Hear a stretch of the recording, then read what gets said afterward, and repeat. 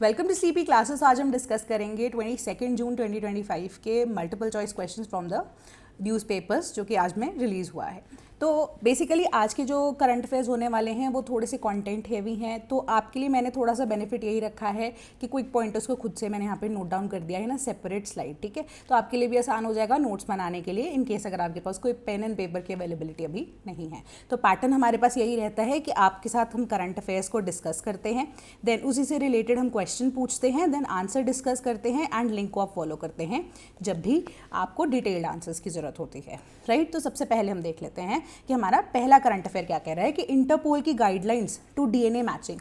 तो basically interpole क्या है? अब इंटरनेशनल लेवल पे जो हमारे पास पुलिस एग्जिस्ट करती है, जो आपस में नेशन जो कि इसका पार्टिसिपेंट है, जो इसके मेंबर्स हैं इंटरपोल के, आपस में कोलैबोरेशन में काम करती हैं एंड शेयरिंग ऑफ इन्फॉर्मेशन होती है with respect to many things, जो कि अब इंटरनेशनल लेवल्स पे डील करती है। एंड जैसे भी मनी लॉन्ड्रिंग का केस हो गया, ठीक है, या इवन कि आप कह सकते हो इन्फॉर्मेशन पास ऑन होती है जुरिसडिक्शन को लेकर, या कोई क्रिमिनल भाग जाता है या कुछ भी उसी को रिलेटेड कोई भी इन्फॉर्मेशन देनी होती है। तो इसी तरीके से जब हमारे पास एयर इंडिया की फ्लाइट जो अभी रिसेंटली, ठीक है, क्रैश हुई है, उससे रिलेटेड अब इंटरपोल ने कुछ सर्टन गाइडलाइंस ऑलरेडी 2023 में जो लॉन्च की थी, या आप कह सकते हो कि दी गई थी या बताई थी, उसके बेसिस पे certain things are to be reassessed. Already DNA जो टेस्टिंग है वो ऑलरेडी हो चुका है, बट उसको अब सेकेंडरी लेवल पे यहाँ पे कंडक्ट कराने की बात की जा रही है ना, क्योंकि बहुत सारे जो मेंबर्स हैं वो इसका पार्ट है, क्योंकि अब जो रजिस्ट्रेशन है चाहे वो इंडिया की थी, बट जो मैन्युफैक्चरर था वो तो यूएसए से था।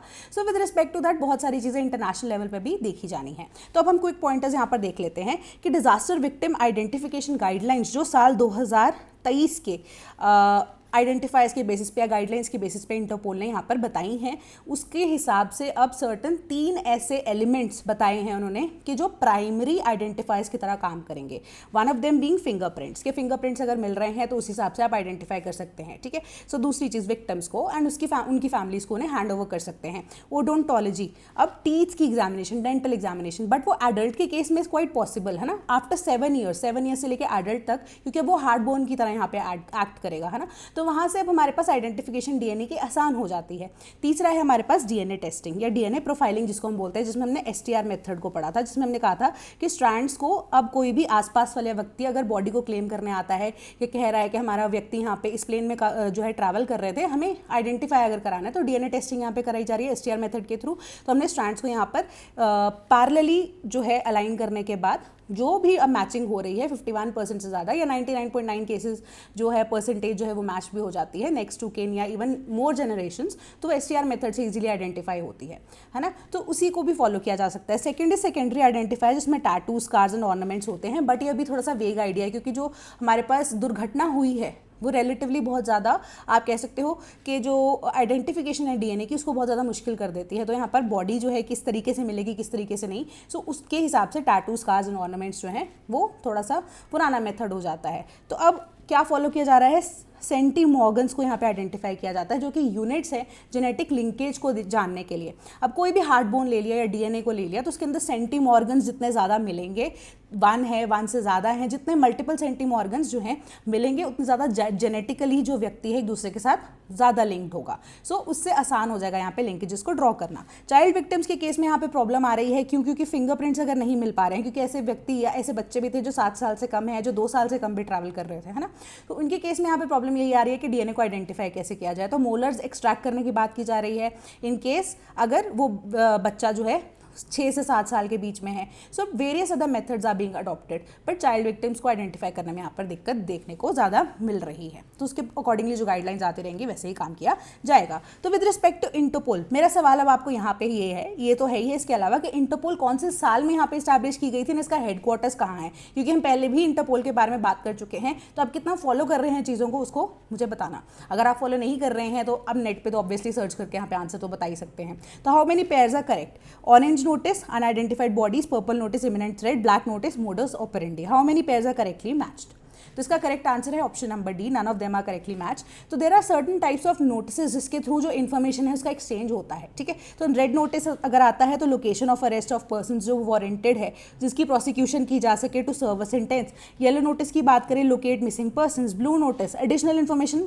पर्सन की आइडेंटिटी की, लोकेशंस की, एक्टिविटीज़ की, वो अगर चाहिए हो। ब्लैक नोटिस होता है information of unidentified bodies. Then green notice जो होता है वार्निंग अगर प्रोवाइड करनी है किसी व्यक्ति की क्रिमिनल एक्टिविटीज़ की कि जो कि थ्रेट हो सकता है पब्लिक सेफ्टी को, तो उसके ऊपर यहाँ पर बात की जाती है या वो नोटिस भेजा जाता है। ऑरेंज नोटिस की जब हम बात कर रहे हैं, इवेंट, अ पर्सन और एन ऑब्जेक्ट ऑफ प्रोसेस जो कि सीरियस या इमिनेंट थ्रेट है to the security and public safety. Then purple notice की बात कर रहे हैं, provide information of modus operandi या ऑब्जेक्ट या डिवाइसेस या concealment of method use by criminal. So modus operandis कि कैसे एक व्यक्ति या क्रिमिनल काम कर रहा है, उसके साइकोलॉजिस्ट को पैटर्न्स को जब आप आइडेंटिफाई कर लेते हैं, उसी के बेसिस पे यहाँ पे आपको वो नोटिस इशू किया जाता है या उसके बारे में इन्फॉर्मेशन दी जाती है कि व्यक्ति जो है, अगर आप मोडस ऑपरेंडी आपको बताया गया है या आपको पर्पल नोटिस अगर जारी किया गया है किसी कंट्री को, तो उनको इन्फॉर्मेशन यहाँ पर देनी पड़ेगी, क्योंकि exchange of information is a part of working of Interpol, right. तो सिल्वर नोटिस की बात कर रहे हैं, वो पायलट फेस में है, जो कि अभी ट्रेस करने में हेल्प करेगी of the criminal assets. Then Interpol जो है यूनाइटेड नेशन सिक्योरिटी काउंसिल का स्पेशल नोट है कि it is issued for entities and individuals जो कि टारगेट होते हैं यूएनएससी का, ठीक है, जो सैंक्शंस इनके ऊपर लगती हैं जो कि कमिटी के द्वारा यहाँ पे स्टैब्लिश की जाती हैं।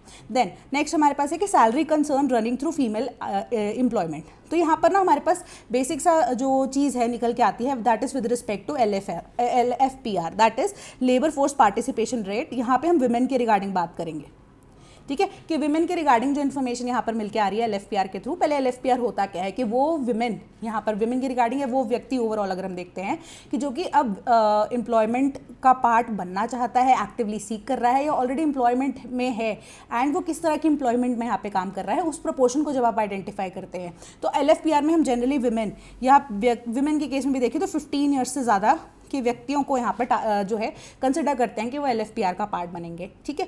तो अब यहाँ पे LFPR का जो डेटा है विद रिस्पेक्ट टू इंडिया, उसमें ये चीज़ निकल के आई है कि जो अब विमेन है जो सैलरीड हैं वो कम हो गई हैं, सेल्फ एम्प्लॉयड वुमेन वर्कर्स जो हैं वो ज़्यादा हो गई हैं, एंड यहाँ पर जो रूरल विमेन है वो ज़्यादातर इंटरेस्टेड है इन वर्किंग, ठीक है, या पार्टिसिपेशन में ज़्यादा इंटरेस्टेड है as compare to women living in the urban areas। So यहाँ पे एक इनकम गैप भी नजर आ रहा है with respect to self employed and जो सैलरीड वुमेन है। सैलरीड वुमेन चाहे कम है बट उनकी अर्निंग ज़्यादा है as compare to the self employed women, जो कि एक मुद्दा यहाँ पर क्रिएट कर रहा है कि ऐसा क्यों हो रहा है। उसका रीज़न उन्होंने यही स्पेसिफाई किया कि सेल्फ एम्प्लॉयड वुमेन है उसके अंदर किराना स्टोर वाली या अनपेड लेबर वाले जो काम वुमेन करती है वो उसको भी इंक्लूड किया जाता है सेल्फ एम्प्लॉयड के अंदर, तो उनके पास तो इनकम इतनी ज़्यादा यहाँ पर नहीं मानी जाती है, ठीक है। सो इनकम इतनी ज़्यादा आती नहीं है, किराना स्टोर से कितनी ही इनकम आ जाएगी, वो भी फैमिली रन बिजनेस है ना, या इवन कि अनपेड लेबर जो कि लड़कियां अपनी लाइफ में करती हैं, तो वो उतना ज़्यादा उसमें इनकम कहाँ ही है। तो सैलरीड वुमेन जो है with respect to that self employed women, अगर हम उनको कंपेयर करें तो सैलरीड वुमेन चाहे कम सैलरी से काम करे बट वो ज़्यादा होती है as compare to self employed women, ठीक है। सो इससे रिलेटेड जो सवाल है वो यही है, consider the following statements with respect to women LFPR, कि इंडिया का जो रैंक है, जो फर्स्ट स्टेटमेंट अगर हम देखें तो इन जनरल है, it ranks at 138 out of 148 countries in the gender gap index. Second, India's female LFPR is lower than that of Sri Lanka. Third, the increase is more in urban areas as compared to rural areas। तो first statement हमारी correct है। Internationally अगर हम देखें तो 131 out of 148 countries हमारा gender gap index है यहाँ पर। सेकंड स्टेटमेंट में अगर हम देखते हैं लोअर नहीं है, हायर देन श्रीलंका है, ठीक है। दो इस जो सर्वे है या रिपोर्ट है इसने ये चीज़ भी यहाँ पे जो है वर्ल्ड इकोनॉमिक फोरम ने यहाँ पर ये रिपोर्ट निकाली है। उन्होंने कहा है कि बहुत सारी ऐसी अंडर डेवलप्ड कंट्रीज़ हैं, इंडिया की नेबरहुड वाली कंट्रीज़ हैं, जिनमें LFPR विद रिस्पेक्ट टू अगर हम वुमेन देख रहे हैं वो ज़्यादा है as compare to India. Women की पार्टिसिपेशन या एम्प्लॉयमेंट रेट ज़्यादा है, ठीक है, एज कम्पेयर टू इंडिया। तो LFPR में श्रीलंका की जब हम बात कर रहे हैं, इंडिया का श्रीलंका से यहाँ पर LFPR ज़्यादा है, ठीक है। बट श्रीलंका से अगर हम एक्सेप्ट बाकी कंट्रीज़ की बात करें तो उसका भी अगर हम यहाँ पर देख ले ब्यौरा, तो श्रीलंका का ऑलमोस्ट यहाँ पर कम है इंडिया से, ठीक है। इंडिया जो है राइज कर रहा है, ये लाइट ब्लू कलर में है आपके पास। तो श्रीलंका यहाँ पर आपको दिख रहा होगा कि धीरे धीरे इंक्रीज हो रहा है, अभी नहीं हो रहा, बट बांग्लादेश का ऊपर है, मलेशिया का कहीं आगे है इंडिया में, है ना, यूरोपियन यूनियन आ गया, देन चाइना आ गया, वियतनाम आ गया। तो ये सारे के सारे स्टेटमेंट्स करेक्ट है। थर्ड स्टेटमेंट हमारी अर्बन और रूरल की बात कर रही थी, तो रूरल पार्टिसिपेशन आप देख सकते हैं अर्बन से ऑलरेडी कितनी ज़्यादा यहाँ पर है, ठीक है। तो हमारा option number B correct answer बन जाता है। Then how will Israel Iran conflict impact India. Explain किया है हमने सारा का सारा क्या है कि इजराइल ईरान का कॉन्फ्लिक्ट इंडिया को इम्पैक्ट कैसे करेगा। तो क्विक पॉइंटर्स में ना हमने थोड़ी सी यहाँ पे हिस्ट्री को ड्रॉ किया है कि इंडिया ने जब पहले इनिशियली इजराइल और चल रही थी हमास के बीच में लड़ाई, है ना, इजराइल की खुद से लड़ाई चल रही थी। तो इन दैट केस जब SCO में, जिसके अंदर अब हमारा ईरान भी पार्ट है ना, तो SCO में एक स्पेसिफिक स्टेटमेंट से इंडिया ने डिसएसोसिएट किया था। जब इजराइल ने अटैक किया हमास के ऊपर तो इंडिया ने जो क्या किया है, डिसएसोसिएट किया SCO को ऑन कंडेमिंग कि जब उन्होंने कंडेमनेशन की या उन्होंने निंदा की कि इजराइल ने अटैक किया है हमास के ऊपर, तो इंडिया ने उस स्टेटमेंट से आप कह सकते हो थोड़ा सा टेक बैक कर लिया, एसोसिएट कर लिया अपने आप को एससीओ से। दूसरी चीज़ कि इंडिया ने अब्सटेन भी किया यूएन रेजोल्यूशन के सीज फायर ऑन गाजा, ठीक है। सो अब इसराइल के अगेंस्ट इंडिया नहीं जाएगा, इंटरनेशनल लेवल पे उसने तय कर लिया है, ये चीज़ हमने पहले डिस्कस की थी। उसके बाद इंडिया ने लॉन्च किया ऑपरेशन सिंधु, तो बहुत सारे स्टूडेंट्स को यहाँ पे रेस्क्यू किया गया था। अब उसके बाद क्या होगा, अभी की सिचुएशन में अगर हम देखें तो इसराइल और ईरान की लड़ाई हो गई है, तो अपकमिंग जो ब्रिक्स समिट है उसके अंदर प्रधानमंत्री मोदी को जाना है जुलाई के अंदर, तो इंडिया के ऊपर बहुत सारे सवाल यहाँ पे पूछे जाएंगे, ठीक है। तो उसको आंसर कैसे करना है वो डिप्लोमेटिकली उन्हें देखना पड़ेगा। बट अब हम नंबर्स की बात करते हैं। नंबर्स के अकॉर्डिंगली इंडिया के ऊपर इंपैक्ट क्या पड़ने वाला है, जैसे कि 40% ऑफ द रेमिटेंसेस जो आती हैं वो हमारी गल्फ नेशन से ही आती हैं, है ना। तो अब अगर हम उनके अगेंस्ट यहाँ पे जा रहे हैं तो हमें ऑलरेडी नंबर्स पता होने चाहिए ना कि हमारा नुकसान क्या हो सकता है, ठीक है। 40% ऑफ द रेमिटेंसेज में तो नुकसान होगा ही होगा। ऑयल के इंपोर्ट्स पे 54% जो कि इंडिया डिपेंडेंट है ऑन द गल्फ नेशंस, उसके ऊपर इंपैक्ट आ सकता है। अब उसके अलावा India Middle East Europe economic corridor जो है उसके अंदर, अब काउंटर वाइज अगर हम इसराइल की इंपॉर्टेंस देखें तो हाफिया पोर्ट बहुत ज़्यादा इंपॉर्टेंट है। हाफिया पोर्ट इसराइल में है, ठीक है। हाफिया पोर्ट के डेवलपमेंट के ऊपर इंडिया ने सोचा भी है कि काम करना है यहाँ पर इसराइल के साथ शुरू कर दे, तो अब वो Israel and as well as Gulf countries के बीच में फंस गया है, तो वो इसराइल का साथ भी यहाँ पर नहीं छोड़ना चाहता। ऊपर से हमारे पास India Middle East Europe economic corridor भी एग्जिस्ट कर रहा है, तो इंडिया तो डिलेमा में यहाँ पे फंस चुका है। So we'll need to answer them diplomatically, कि ताकि इंडिया के ऊपर इतना ज़्यादा यहाँ पर जो प्रेशर है वो आगे आने वाले टाइम में ना पड़े। देन चबाहर पोर्ट जो है and the International North South Transport Corridor for trade and connectivity to Afghan, Central Asia and Eurasia, तो इसके लिए भी हमें चबाहर पोर्ट पे ऑलरेडी इंडिया ने यहाँ पर पैसा लगा दिया है, ठीक है।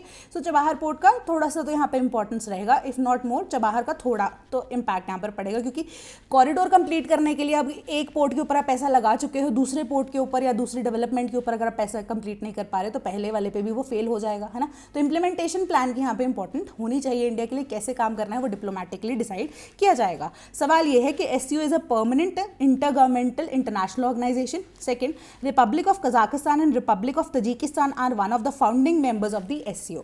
Which of the following statements is are correct?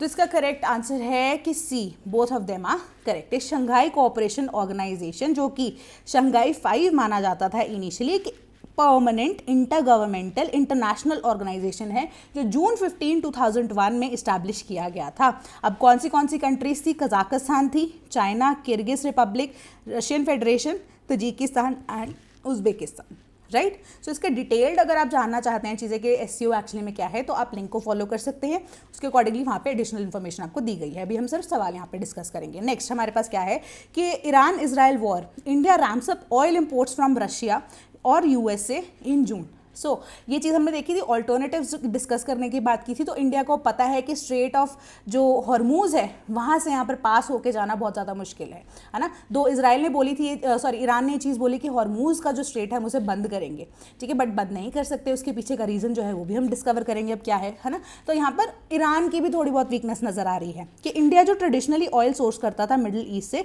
अब उसको रशिया की तरफ रुख मोड़ना पड़ रहा है। क्यों? क्योंकि वहाँ पर अब सुएज कैनाल वाला रूट या केप ऑफ गुड होप वाला रूट या स्ट्रेट ऑफ हॉर्मूज वाला रूट, उसको आप जो है ओवरकम कर सकते हैं, नया एक जो रूट निकल के आया है।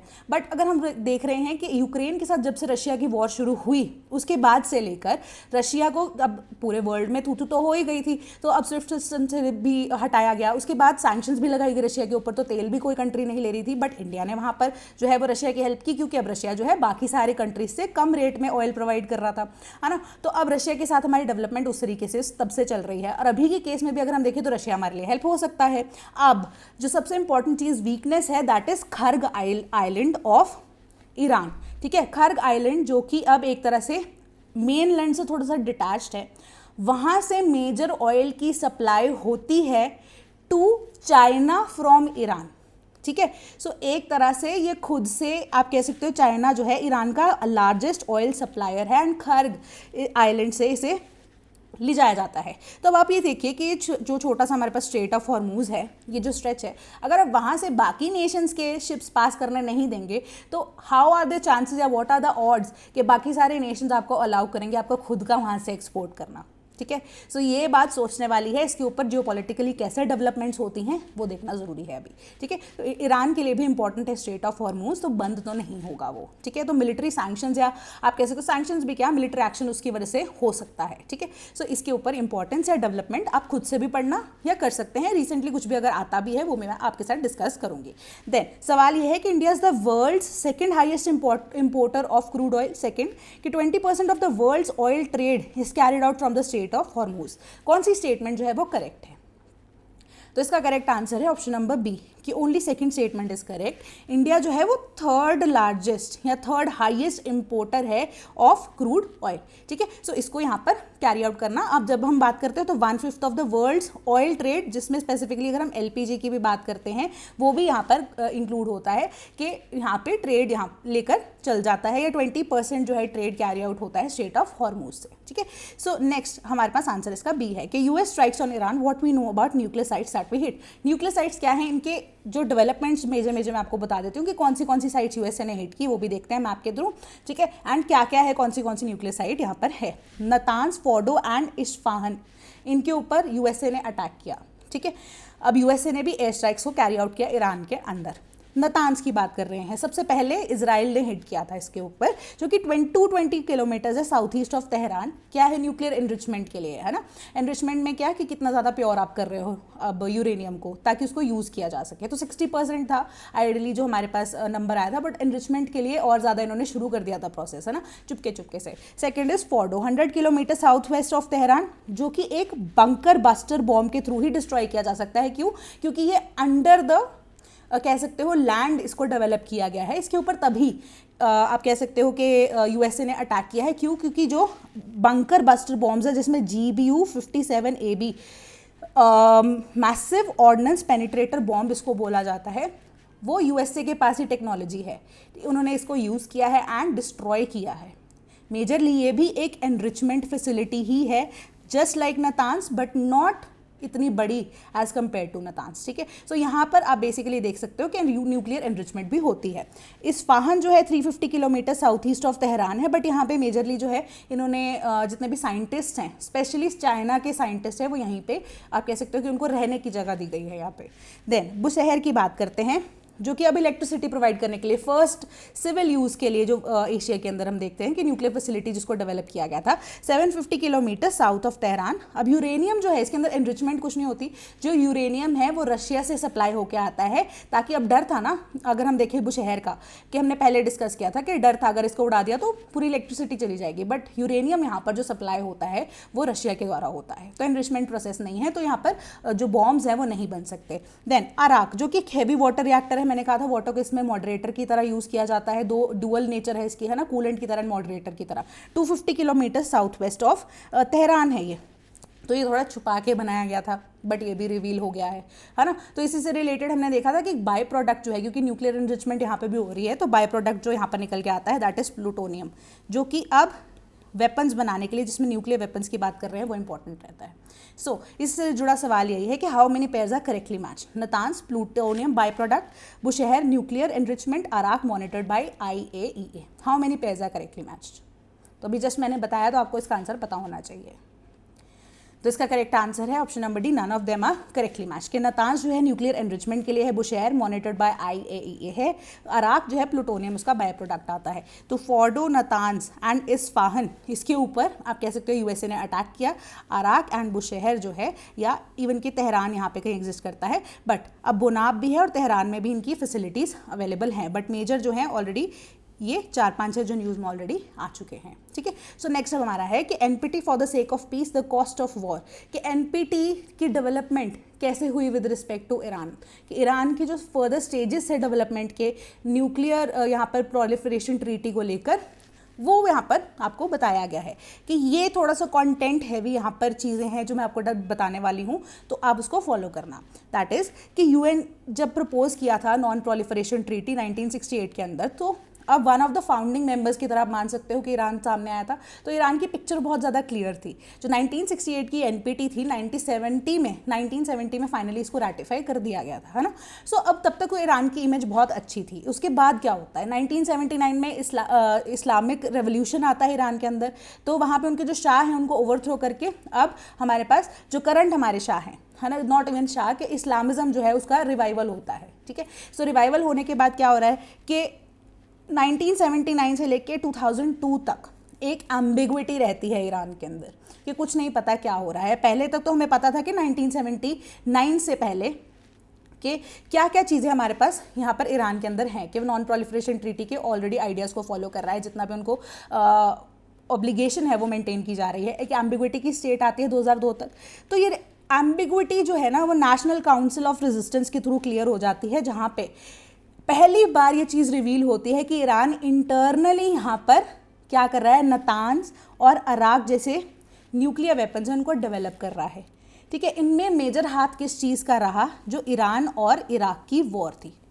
इसमें जब इराक ने सद्दाम हुसैन जो थे वहाँ पे, उन्होंने केमिकल वेपन्स का यूज़ करना शुरू किया, उसी के रेजिस्टेंस में इन्होंने न्यूक्लियर फैसिलिटीज़ को डेवलप करना शुरू कर दिया, तो तब वो बन गए पर्सोना नॉन ग्राटा, यानी कि तब ईरान को यहाँ पर अनवेलकम्ड माना गया इंटरनेशनल लेवल पे, ठीक है। तो कैसे इमेज ईरान की चेंज हो रही है।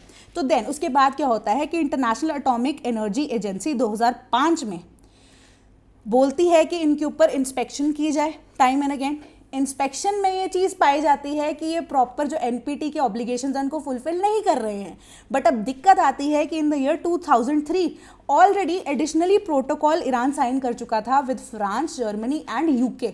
सो उसके अकॉर्डिंग क्या होता है कि जो डिप्लोमेटिकली भरोसा कर रही थी ये यूरोपियन नेशंस ऑन ईरान, वो डिप्लोमेटिकली फेल हो रहा है।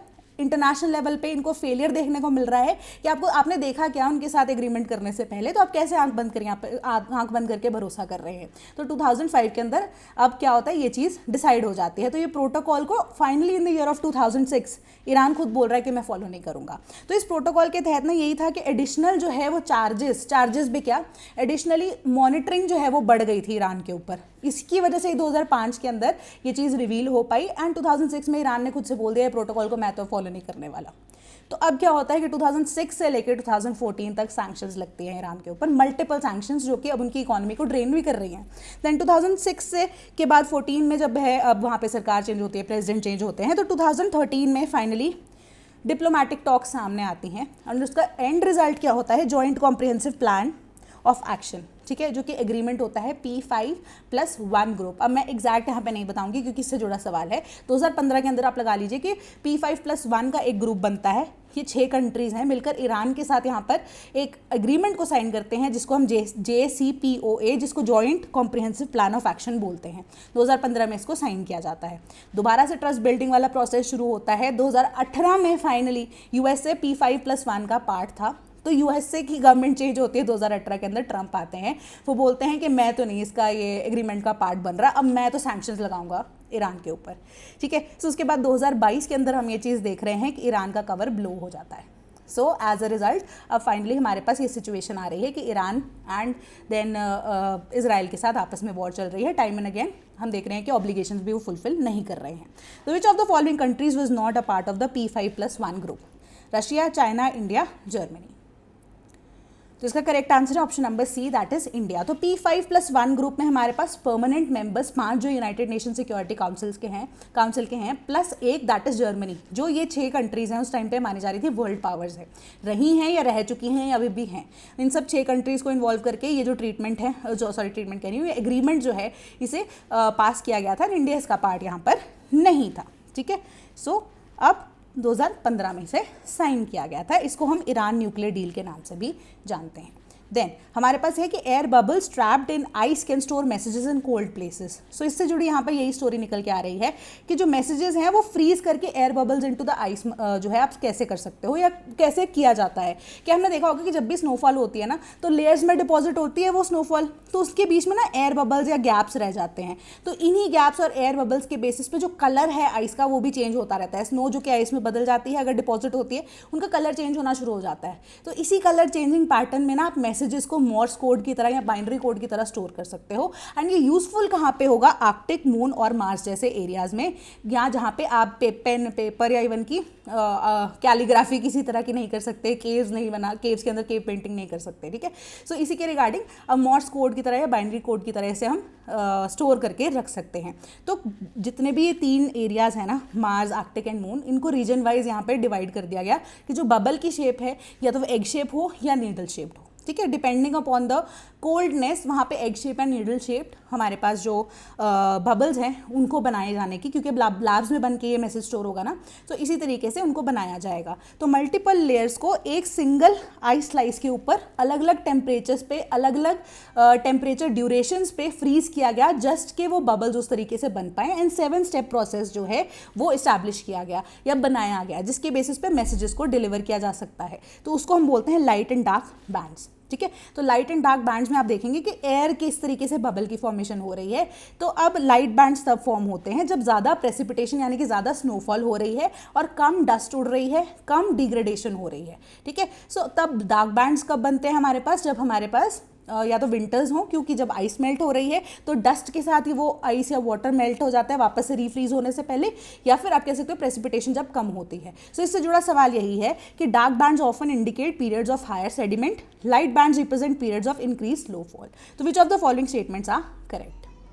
तो दोनों की दोनों स्टेटमेंट्स यहाँ पर करेक्ट है, दैट इज सी। तो ये ऐसा कुछ दिखता है यहाँ पर, ठीक है। सो इससे जुड़ा यहाँ पर आंसर है कि जो बबल्स इनके बीच में ट्रैप्ड होते हैं, इसी के अकॉर्डिंगली जो हमारे पास मॉर्स कोड है, बाइनरी कोड में इंफॉर्मेशन स्टोर की जा सकती है। Then Pahalgam terror attack, NIA arrest 2 men for harbouring terrorist. तो यहाँ पर हम NIA से जुड़ा सवाल जो है वो देख लेते हैं। पहले पॉइंटर्स देखते हैं कि पाकिस्तानी नेशनल्स थे वो, तो टेररिस्ट जो हैं वो लश्कर तैयबा से एसोसिएटेड करते हैं अपने आप को। NIA ने उनको अरेस्ट किया है under section 19 of the unlawful activities prevention act, जिनके तहत यहाँ पर मिनिमम आपको 3 साल की सज़ा हो सकती है, मैक्सिमम लाइफ इम्प्रिजनमेंट हो सकती है, एंड अगर ऐसा भी ना हो तो दोनों केसेस में फाइन या बोथ दोनों किए जा सकते हैं। इससे जुड़ा सवाल हमारे पास यही है कि NIA investigates and prosecutes offences affecting the sovereignty, security and integrity of India. Second, NIA जो है इट हैज़ बीन, या जिसको हम नेशनल इन्वेस्टिगेशन एजेंसी जो बोलते हैं, it has been constituted under the NIA act of 2010। Which of the following statements is are correct? तो इसका करेक्ट आंसर है ऑप्शन नंबर ए, स्टेटमेंट 1, क्योंकि 2010 का एक्ट नहीं है, वो 2008 का एक्ट है। क्योंकि हमारे पास जो मुंबई टेररिस्ट अटैक, जिसमें ताज के ऊपर जो हमारा ताज होटल है वहाँ पे अटैक हुआ था, है ना, वो 2008 में हुआ था, 26 नवंबर 2008। उसी के अब इन्वेस्टिगेशन के लिए ऐसे स्पेशलाइज अगर कोई एक्टिविटीज़ हो जाती है टेररिस्ट या लेफ्ट विंग एक्सट्रीमिज्म में, हम जो टेररिज्म देखते हैं यहाँ पे, तो अगर कुछ भी होता है ऐसा, तो उनके लिए हमें एक स्पेसिफिक या स्पेशल इन्वेस्टिगेशन एजेंसीज चाहिए होती हैं। तो उनके लिए हमने NIA का गठन किया था साल 2008 के अंदर ही, ठीक है। सो NIA जो है एक स्टैट्यूटरी बॉडी है। सो इससे जुड़ा आंसर आपको है कि option number A is the correct answer. So in case if you are preparing for UPSC and अगर आप चाहते हैं 2026 बैच का पार्ट बनना, तो लिंक आपको डिस्क्रिप्शन बॉक्स में मिल जाएगा। Similar in the case of test series, अगर आप इसका हिस्सा बनना चाहते हैं तो आप लिंक को फॉलो करके डिस्क्रिप्शन बॉक्स में आप देख सकते हैं कि क्या क्या कोर्सेज हम ऑफर कर रहे हैं। That is all from my side today. Thank you so much.